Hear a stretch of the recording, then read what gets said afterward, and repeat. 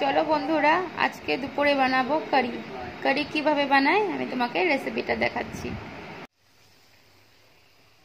এটা হলো বেসনের, অনলি বেসনের ঘোল। আর হলো এটা হলো বেসন, শুধু জল দিয়ে হলুদ লবণ দিয়ে বেসনের একটা পাতলা পাতলা না, মোটামুটি একটা ঘোল বানিয়ে নিয়েছি। আর এখানে বেসনের পকোড়া হচ্ছে।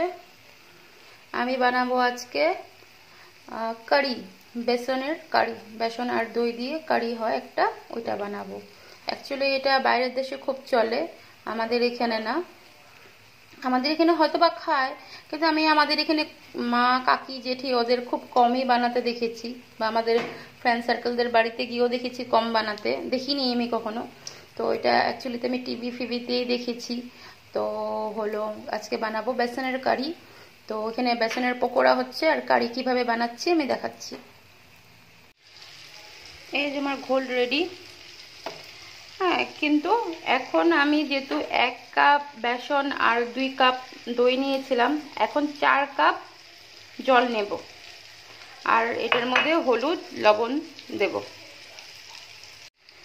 এই কাপের পরিমাণে আমি 1 কাপ বেসন নিয়েছি, আর হলো 2 কাপ দই।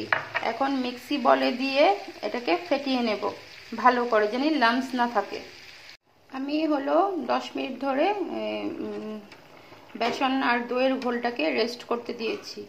আর এটা 10 মিনিটের মধ্যে বারবার চামচ দিয়ে এভাবে নড়াতে লাগেন। আর মনে রাখবে, দইটা টক দই হওয়া দরকার কারি বানানোর জন্য। আর আমার দেখো একদম পুরা প্লেন হয়েছে, আর দইও কোনো ফাটেনি, সুন্দর ঘোল হয়েছে। এখানে গুঁড়া মশলা যত আছে দিয়ে দিছি, মরিচের গুঁড়া, ধনিয়ার গুঁড়া, জিরার গুঁড়া, হলদির গুঁড়া।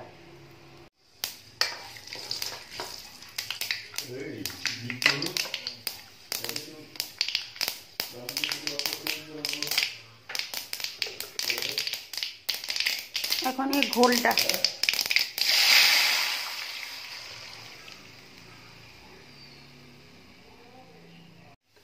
গ্যাসের আঁচটা বাড়ায়া পুরা এটা নাড়াতে থাকতে লাগবো, কারণ যেহেতু বেসন আছে দলা বেঁধে যেতে পারে। তো এই জন্য যত পর্যন্ত টকবক না করতেছে তত পর্যন্ত পুরা নাড়াতে থাকতে লাগবো। আর টকবক যখন করব তখন লবণ দিয়া আর ওই বেসনের যে পকোড়াগুলি করছি তখন এই ঘোলটার মধ্যে দিয়ে দেব। আর কারিতে 2 বার ছক লাগে, মানে সম্বাসটা 2 বার দিতে হয়। একবার তো দিলাম, তারপরে যখন হয়ে যাব তখন আরেকবার দিব।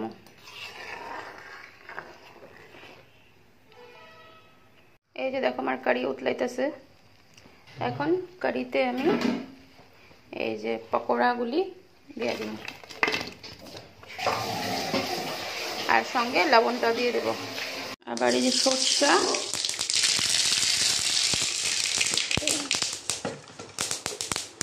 এই জিরা দিয়ে দিচ্ছি, কারিতে ঢেলে দেবো এখন। ও মরিচের গুঁড়াও দিতে লাগবে। এখানে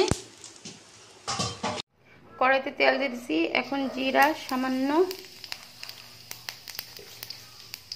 সামান্য মেথি, আর সামান্য সাদা সর্ষা।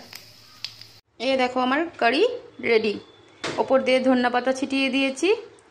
কারি পাতাটা হলে ভালো হতো। আমার কারি ফুল রেডি। কার কার ভালো লাগে জানাবে নিশ্চয়ই কমেন্ট করে।